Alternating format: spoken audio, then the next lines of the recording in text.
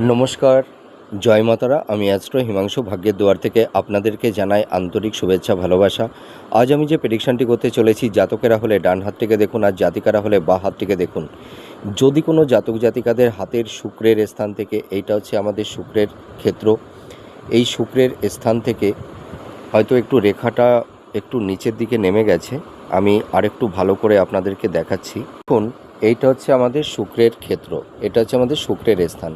তা শুক্রের ক্ষেত্র থেকে যদি একটি রেখা এই আয়ুরেখা এবং ভাগ্যরেখাকে কেটে যদি এইভাবে বেরিয়ে যায়, তাহলে দেখা যায় এই সব জাতক জাতিকাদের দাম্পত্য জীবনে সমস্যা এবং লাভ রিলেশনের ক্ষেত্রে একটা টক্সিক পরিবেশ পরিস্থিতি তৈরি হয়ে যায়। লাভ রিলেশনের ক্ষেত্রে অনেক সময় ব্রেকআপও হয়ে যায়, আর দাম্পত্য জীবনের ক্ষেত্রে শয্যা সুখ, বেড সুখ থেকে বঞ্চিত হয়ে যায়।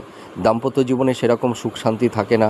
স্বামী স্ত্রীর মধ্যে একটা মেন্টাল ডিস্টেন্স, ফিজিক্যাল ডিস্টেন্স, সংঘাত, কমপ্লিট, এরকম একটা টক্সিক পরিবেশ পরিস্থিতি তৈরি হয়ে যায়। এবং পুরুষ এবং নারীদের যৌন সংক্রান্ত কিছু গুপ্ত রোগ, গুপ্ত ব্যাধি তৈরি হয় এবং মহিলাদের কিছু গাইনোকালি প্রবলেম তৈরি করে দেয়।